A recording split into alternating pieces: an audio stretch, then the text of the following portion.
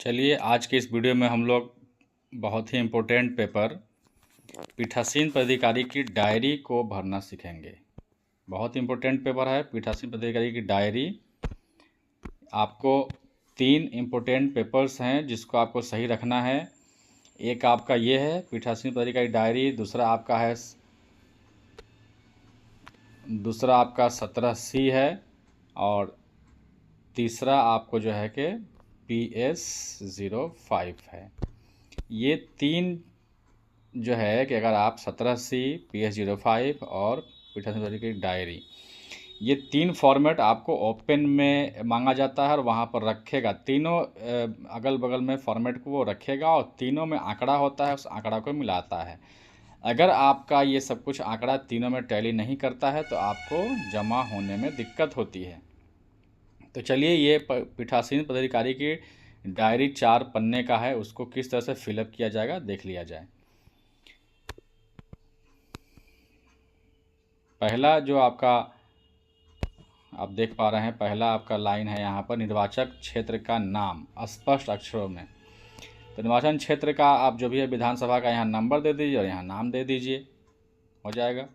दूसरा जो आपका पूछा है मतदान का तारीख, तो मतदान का तारीख जो पूछ रहा है आप यहाँ पर मतदान का तिथि दे दीजिए आप। उसके बाद अगले कॉलम में पूछ रहा है आपका मतदान केंद्र की संख्या और नाम, तो आप जो है कि यहाँ पर उसका संख्या और यहाँ पर नाम भर दीजिए। आगे आपसे पूछा जा रहा है कि मतदान केंद्र निम्नलिखित में से कहाँ स्थित है, शासकीय है या निजी भवन है या अस्थायी संरचना है। तो जैसा आपका होगा वैसा आप लिख देंगे। अगर निजी भवन में होगा किसी के तो निजी भवन पर टिक लगा देंगे, अगर अस्थायी होगा तो यानी कि क्या कहेंगे उसको, जैसा होगा उसमें आप उसको टिक लगा देंगे। अगला आपका पूछा जा रहा है कि स्थानीय रूप से भर्ती किए गए मतदान अधिकारियों की संख्या यदि कोई हो 4 नंबर कॉलम में, तो ज़रूरत पड़ने पर आप जो है कि स्थानीय लोगों को भी उसमें भर सकते हैं, ले सकते हैं, लेकिन ऐसा कोई आवश्यकता होती नहीं। हमने लिख दिया कि ऐसे कोई आवश्यकता नहीं थी। आगे देखा जाए 5 नंबर जो कॉलम है आपका पूछा जा रहा है कि विधिवत नियुक्त मतदान अधिकारी की अनुपस्थिति में नियुक्त मतदान अधिकारी यदि कोई हो तो ऐसी नियुक्ति के कारण, अगर आपने स्थानीय लोगों में से किसी को भर्ती किया तो क्या कारण था, हमें दिया ऐसा कुछ था ही नहीं, हमने वहाँ पर क्रॉस कर दिया है।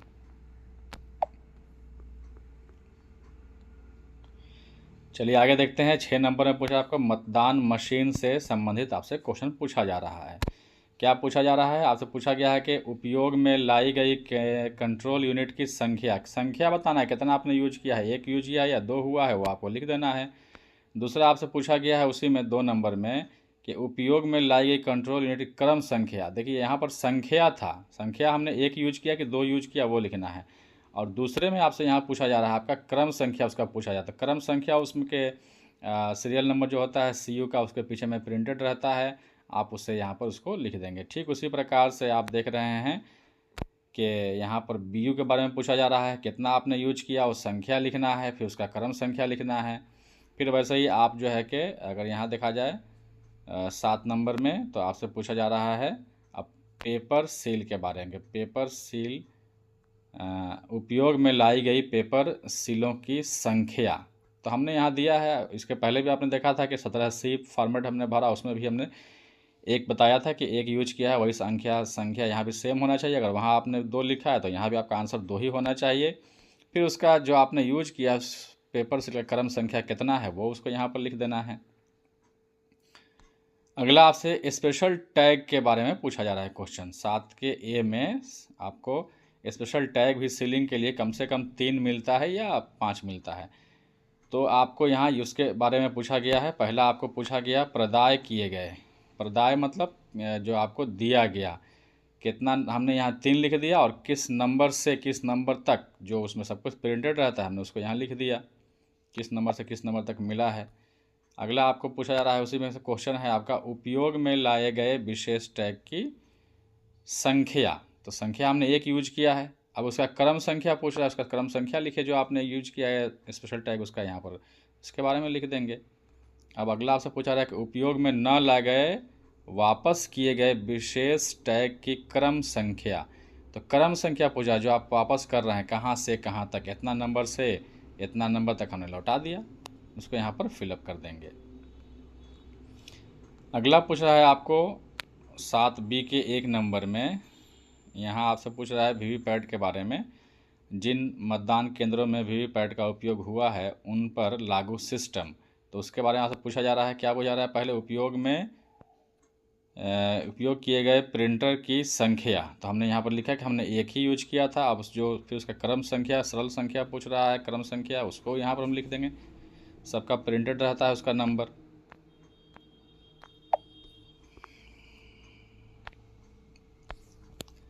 अगला देखा जाए, आपको पूछ रहा है 9 नंबर में मतदान के प्रारंभ में उपस्थित मतदान अधिकारियों की संख्या। यहाँ पर देखिए ऐसे पूछा जा रहा है, जब मतदान प्रारंभ हुआ तो उस वक्त जो है कितने मतदान अभिकर्ता यानी कि पोलिंग एजेंट उपस्थित थे। तो आपका आंकड़ा कुछ भी हो सकता है, हमने लिख दिया कि 2 लोग उपस्थित थे।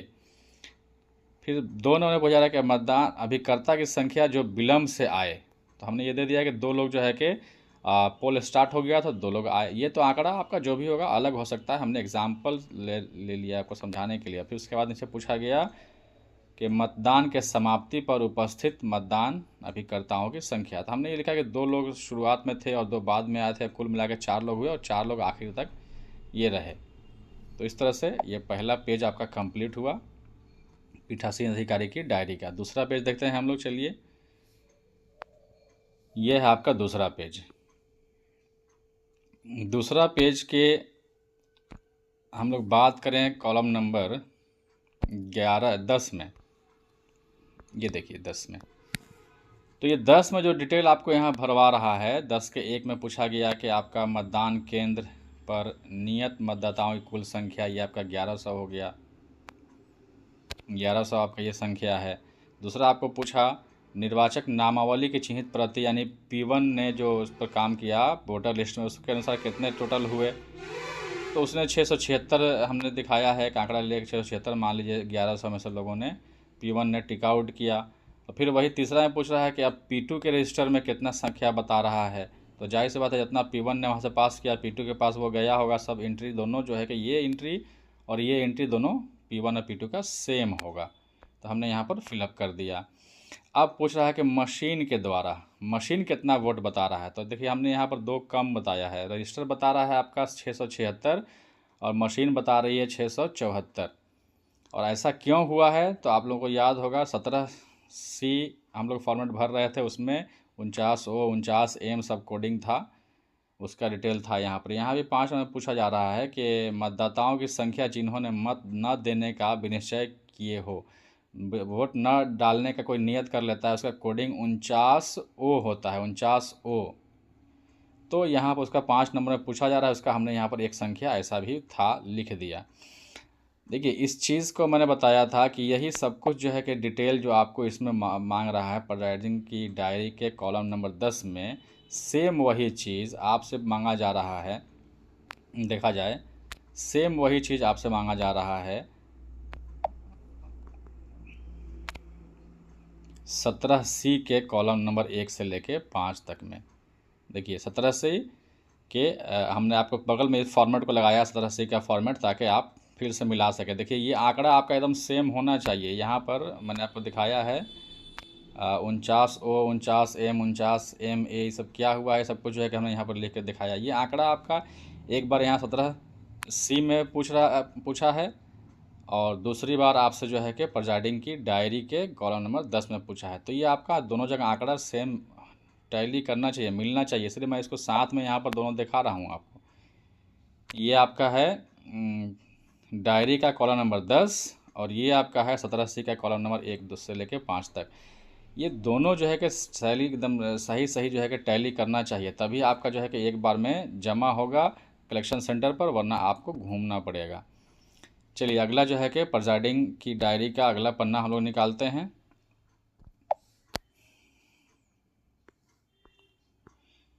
ग्यारह नंबर पर बात करते हैं हम लोग।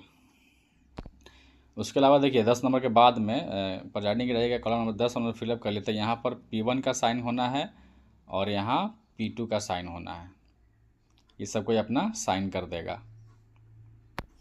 अगला देखा जाए, कॉलम नंबर 11 में आपसे पूछा जा रहा है एकदम यहाँ पर निर्वाचकों की संख्या जिन्होंने मत दिए, जिन्होंने वोट कास्ट किया, उसमें लिखा हुआ है पुरुष कितना, महिला कितना और थर्ड जेंडर कितना और कुल कितना हुआ।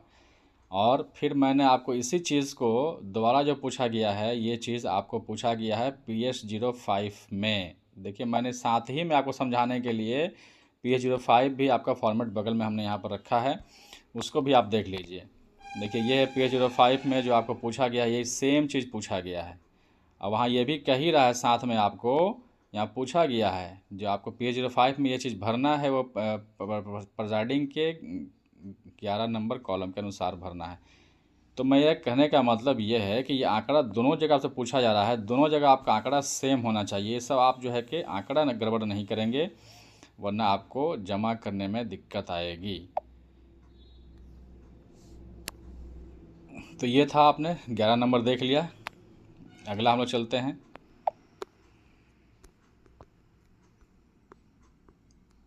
12 नंबर कॉलम में पूछ रहा है आपसे। 12 नंबर कॉलम है आपका अभ्याक्षेपित यानी कि चैलेंज मत के बारे में। चैलेंज मत के बारे में हम लोग जान चुके होंगे। ऐसा कुछ रहेगा तो आंकड़ा यहाँ हम लोग भरेंगे, और नहीं है तो हमने जो है कि सब क्रॉस कर दिया कि ऐसा कुछ नहीं था। 12 नंबर में पूछा जाए आपसे कि उन व्यक्तियों की संख्या जिन्होंने निर्वाचन ड्यूटी प्रमाण पत्र यानी EDC प्रस्तुत करके मत दिए। इस बार जो है कि EDC इलेक्शन ड्यूटी सर्टिफिकेट पहले से पास कराता है वोट कास्ट करने के लिए, और ये वोटर लिस्ट के साथ में ये अटैच रहता है। तो ऐसा कुछ होता है, उसमें से कोई आता है वोट डालने के लिए EDC वाले लिस्ट में से आपका, तो यहाँ संख्या देंगे वरना 0 हो जाएगा। 13A में पूछा गया आपको विदेशी निर्वाचकों की संख्या जिन्होंने वोट दिए। अगर कोई फॉरेनर आपका आता है, NRI आता है जो वोट कास्ट करते हैं, तो ऐसा कुछ होता है तो उसका डिटेल आपका यहाँ पर भरा जाएगा, नहीं तो 0 होगा। अगला पूछा रहा आपसे उन निर्वाचकों की संख्या जिन्होंने साथियों की सहायता से मत दिया, यानी वो वोटर जिन्होंने किसी का हेल्प ले करके वोट कास्ट किया था। ऐसा कुछ होता है तो आंकड़ा ये हमने सब अलग लिया है, आपका अलग हो सकता है, समझाने के लिए हमने ये किया है। फिर प्रॉक्सी के बारे में पूछा जा रहा है, प्रॉक्सी द्वारा दिए गए मतों की संख्या।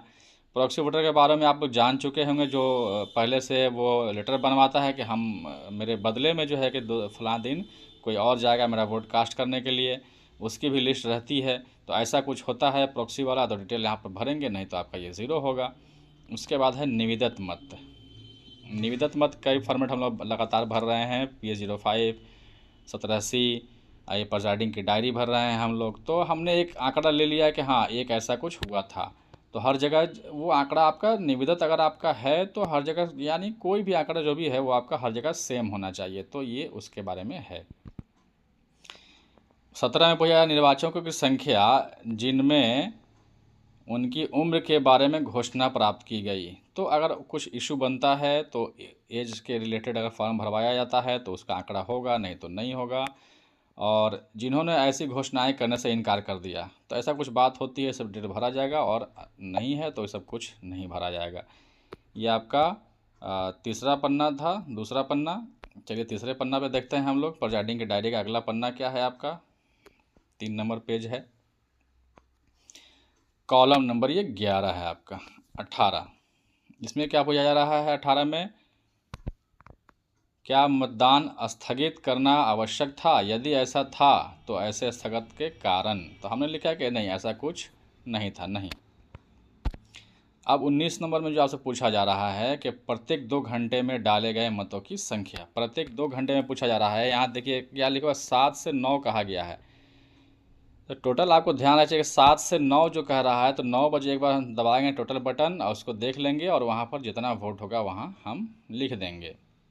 उसके बाद अगला आपसे पूछा कि 9 से 11 के बीच में कितना वोट पड़ा।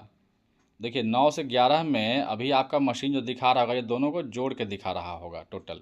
आप दबाइएगा टोटल तो ये दोनों जोड़ के दिखा रहा होगा, उसमें से आप पहला वाला माइनस कर दीजिए, 178 माइनस कर दीजिए, जो शेष बचेगा वो आपका आंसर हो जाएगा 182। वैसे ही ठीक आप जो है कि अब 11 से 1 पूछ रहा है आप, तो 11 से 1 जब वहाँ पर दबाइएगा आप टोटल बटन, तो आपको ये तीनों मिला के बराबर दिखा रहा होगा मशीन में। लेकिन आप यहाँ क्या करेंगे, इन दोनों के टोटल को उसमें से माइनस कर देंगे, तो आपका 194 आंसर मिल जाएगा। उसी प्रकार से 1 से 3 के बीच में कितना पड़ा आप निकाल लेंगे, टोटल में से इन तीनों को माइनस कर देंगे।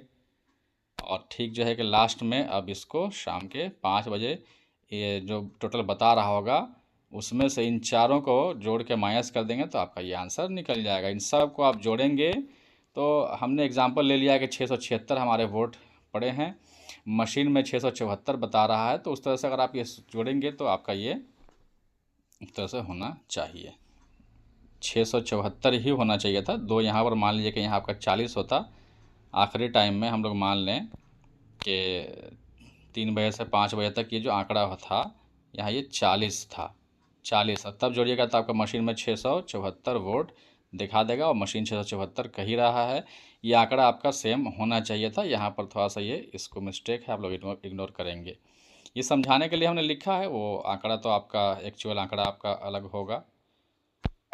चलिए आगे देखते हैं। इसमें 19B में आपको कहा गया है कि आगमन यानी दौरा पत्रक के अनुसार केंद्र पर आगंतुकों का विवरण। ये विजिट शीट आपका जो होता है, विजिट शीट एक आपको लगातार जो है कि जैसे पोल शुरू होता है तो प्रिजाइडिंग साहब के टेबल पर विजिट शीट एक फॉर्मेट होता है जिसको रखा रहता है, जिसमें कोई भी आता है तो अपना यहाँ पर क्रम संख्या लिखता है और अपना वो क्या है उसका पद नेम वो यहाँ लिखता है, फिर जो है कि अपना यहाँ टाइम भरता है कितने बजे वो आया, और यहाँ रिमार्क्स में वो अपना लिख करके वो चला जाता है कि अब तक जो है कि शांतिपूर्ण है या क्या है कुछ। तो ये आपको तो मिल जाएगा, ये सब कुछ आपको विजिट शीट से आपको देख इसके उतार देना है। और ये कॉलम उसमें उस वक्त जो है कि नहीं होगा अगर, तो आपको यहाँ पर लिख लेना है कि जब वो आए, जितना बजे आए, जो टाइम दिखाया गया उतना बजे 17A के अनुसार कितना वोट बता रहा है, यानी कि P2 के रजिस्टर के अनुसार कितना बता रहा है और EVM मशीन में कितना वोट बता रहा है, ये आपको उसमें लिख देना है। तो ये पूरा जो है कि हूबहू आप एकदम जो है कि इसको विजिट शीट में से इसको फिलअप कर देंगे।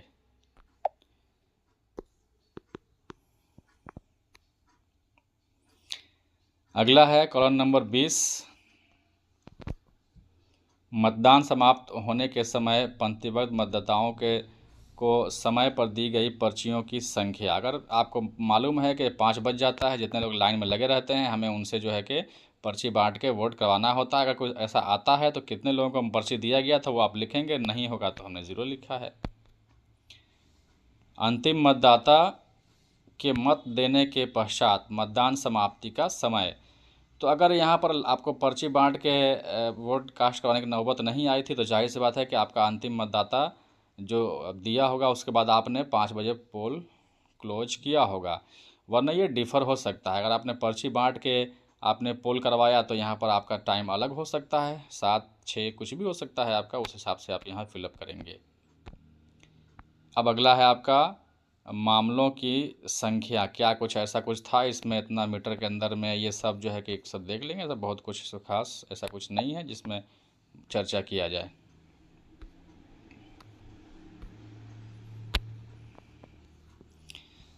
अगले पन्ने का भी जो ये आपका इसमें डिटेल है, ये बहुत कुछ ऐसा कुछ नहीं है जिसमें बहुत कुछ इस पर चर्चा किया जाए।